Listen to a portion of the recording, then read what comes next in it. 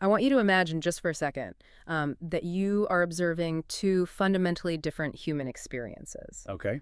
So on one side, you have someone who wields this immense, almost, incomprehensible power. Right, like totally insulated by absolute luxury. Exactly. Every door just opens before they even have to knock. But then on the other side, you have someone experiencing extreme poverty. Yeah. Someone whose daily existence is just this relentless struggle against closed doors and scarcity and, I mean, just physical exhaustion. Really stark contrast. It is. And when you look at those two lives, you have to ask, like, what is the universe's intent here? Right. Is the cosmos, actively rewarding the billionaire and actively punishing the person in poverty? Well, I mean, our brains naturally crave a moral order. Yeah, Right? sure. When we witness that kind of staggering inequality, it is profoundly unsettling. So to cope with that discomfort, we instinctively try to assign some kind of cosmic logic to Like it. a grand ledger. Yeah, exactly. A ledger that justifies why people end up where they do. We want to believe the person at the top did something right and the person at the bottom, well, did something wrong. Right. But today's source material, it takes that exact instinct and just dismantles it down to the studs. It really does. It's a fascinating read. We are looking at a deeply analytical essay from January of 2022. It's by an author named Su Huifeng. And the mission of this deep dive is to completely invert the conventional wisdom surrounding karma and wealth, privilege, and suffering. Yeah, and the author constructs this argument by synthesizing all these different threads. I mean, they pull from Buddhism, Christianity, Taoism, and Confucianism. It's a lot.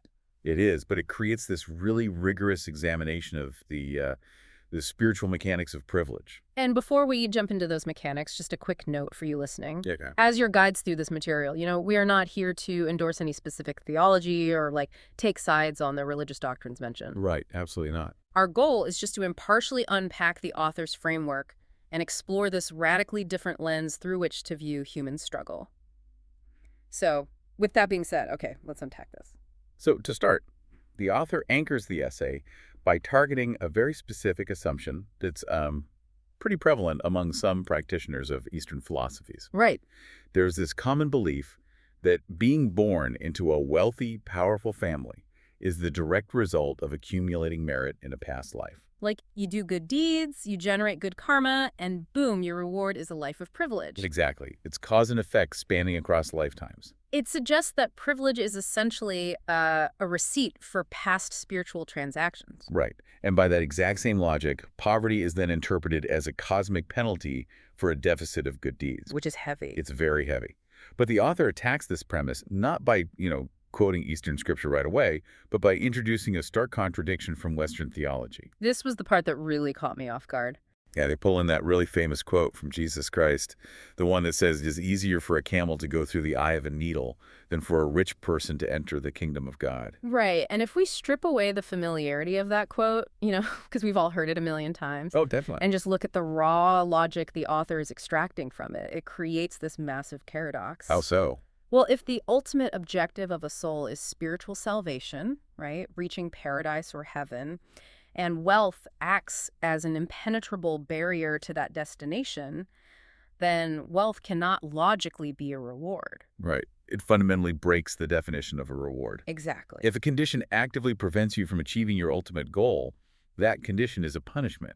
The author is basically arguing that earthly luxury is not the universe patting you on the back. It's the universe handing you an anchor while you're trying to swim to the surface. That is such a good way to put it. It's like being offered a VIP pass to this incredible luxury resort, but the terms and conditions state that accepting the pass permanently revokes your ticket to an eternal utopia. Right. You are trading infinite salvation for a temporary earthly dopamine hit. That's a great analogy. But I do struggle a bit with the underlying premise here. Okay, what part? Like, why is wealth the anchor? I mean, money pays for food, it pays for shelter, it keeps you safe. Why does the author treat the meeting of earthly desires as this, spiritual toxin? Well, to explain the mechanism of that toxicity, the author uses this really interesting parable. Oh, the cursing child. Yes, the cursing child. So there's this kid who habitually curses at people. He just throws insults at everyone he sees. Sounds like a lovely kid. Right. So one day, an old man walks by. The child curses at him, just like he does with everyone else. But the old man doesn't react with anger. He doesn't scold him at all. No, not at all. Instead, he smiles, walks right up to the child, hands him a large handful of candy, and actually praises his ability to swear. Which is wild. So the child walks away thinking he just won the lottery. I mean, he engaged in this totally toxic behavior and received sugar and validation. Exactly. And in the immediate moment, the child feels perfectly rewarded. Yeah, of course he does. But the author asks us to project that child's trajectory forward. What happens next? Right. If society continuously rewards his worst, most arrogant impulses with candy and praise, his character will be, irreparably deformed. He's never going to learn boundaries. Or empathy, or self-correction, none of it. The old man's quote-unquote reward is actually an act of profound destruction. Okay, so the author is equating the accumulation of societal power and extreme wealth to that handful of candy. Yes. But wait, hang on. Surely there is a difference between being praised for verbal abuse and simply having enough money to live comfortably. I mean, having a savings account isn't toxic. No, and what's fascinating here is that the author isn't talking about basic survival needs. They aren't saying paying your rent is bad. Right. They are talking about the insulation that comes with unearned power and extreme privilege. Ah, insulation. Yeah, when you possess immense wealth, the natural friction of life just disappears. You no longer face the immediate consequences of your actions. Because you can just buy your way out of it. Exactly. If you make a mistake, you pay a fine. If you treat someone poorly, your status often prevents them from pushing back. Okay, I see the distinction now. It is the removal of consequence. Right. When that friction is removed, the psychological muscles that you need for empathy and humility, they simply atrophy. You become completely insulated from the human condition. Insulation is the perfect word for it. And I mean, think about how that applies to your own life, right? Yeah. Like when you get a massive promotion or maybe a financial windfall, the immediate feeling is immense gratitude. Obviously. Yeah. But according to this framework, that windfall might actually be stripping away the very resistance that keeps you grounded. Wow.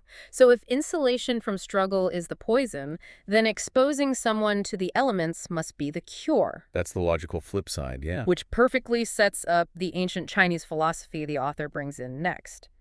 Because Laozi approaches this exact psychological mechanism. He does, and Laozi operates on a logic that is, honestly, entirely counterintuitive to the modern mind. Totally backwards to how we think. The quote the author highlights is, "To weaken something, you must first strengthen it.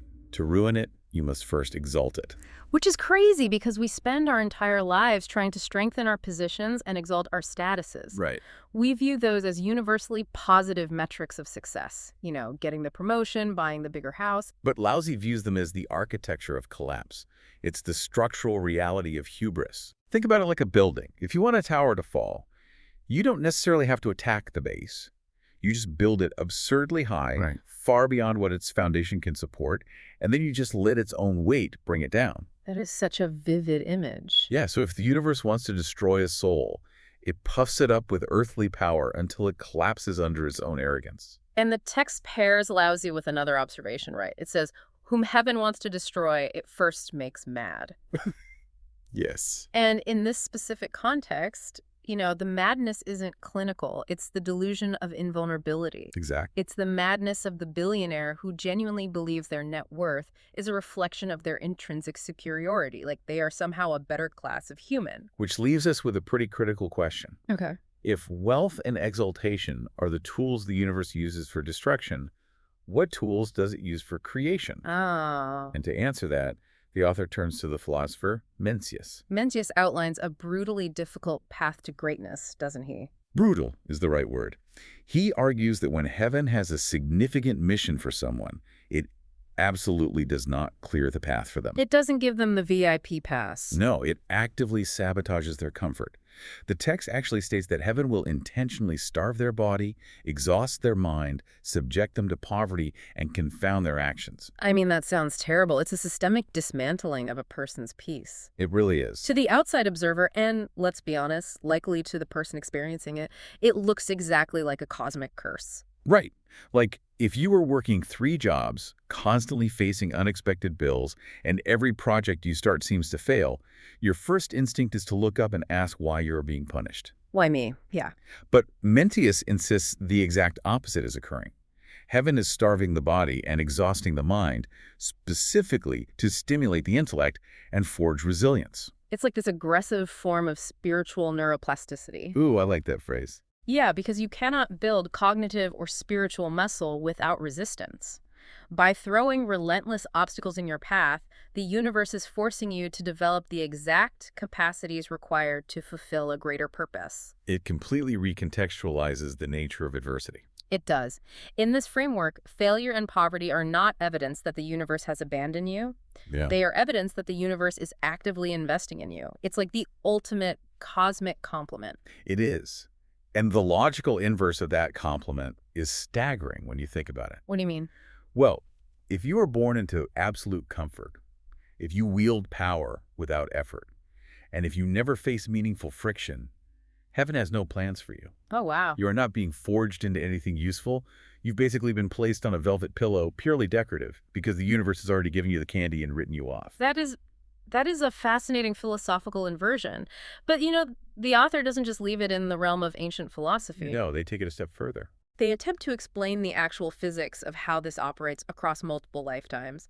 They introduce this concept called the zero-sum energy law. Right, and this is where the essay shifts from philosophical observation to, metaphysical mechanics. Okay, break this down for us. So the author posits the zero-sum energy law as a fundamental thermodynamic principle of the spiritual realm. Okay. To understand it, you first have to accept the premise that the ultimate goal of human existence is not to secure a slightly more comfortable life in the next reincarnation. Right. The goal isn't just to be a slightly richer guy next time. Exactly. The goal is to escape the cycle of earthly suffering entirely and ascend to heaven. But crossing that threshold requires currency. Exactly. Or, well, to avoid the word exactly, it requires a massive expenditure of accumulated spiritual energy. Okay. The text refers to this energy as merit or blessings that you gather through lifetimes of virtuous action. You can visualize it as a spiritual bank account that you must fill to the absolute brim to afford the journey to salvation. So what does this all mean for someone alive today? Let's look at the exchange rate of that currency. Okay, let's do it. If you have spent lifetimes accumulating this merit, you essentially possess a massive spiritual trust fund. Right. When you are born into your current physical body, the universe presents a choice. You can preserve that energy for the ultimate journey, or you can cash it out right now to manipulate your earthly reality. Yes. To manifest a life of supreme earthly privilege to be born into a billionaire dynasty, to possess political dominance, to have every physical desire effortlessly met, that requires an astronomical amount of energy. It's expensive. Very. According to the zero-sum energy law, earthly luxury is not generated from nothing. It is fueled by burning your soul's accumulated merit. So it operates entirely as a closed system. Every time you consume an unearned earthly blessing, your spiritual account balance drops. Yep. You are literally cannibalizing your own salvation to pay for, a private jet or a life of leisure. And because it is a zero-sum game, by the time your earthly life concludes, your account is overdrawn. You have nothing left. Nothing. You have consumed all the spiritual fuel required to reach heaven. The math is just unyielding. You cannot simultaneously burn your merit on earthly indulgence and retain it for spiritual elevation. Which means being born into staggering wealth is not a reward at all. It is a tragedy. It really is under this framework. It is the universe allowing you to bankrupt your eternity for a fleeting moment of comfort. If you look at someone flaunting extreme wealth through this lens, you shouldn't feel envy. No, not at all. You should feel a profound sense of sorrow because you are watching them consume their own soul. It's a heavy thought. And this forces us to reevaluate the initial Buddhist assumption the author started with. Right. The karma equals wealth idea. Yeah.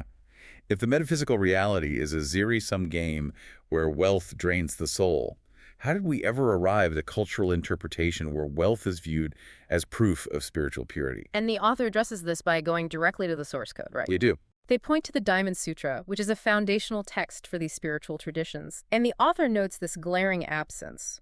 Nowhere in the Diamond Sutra does it equate material prosperity with spiritual merit. Never.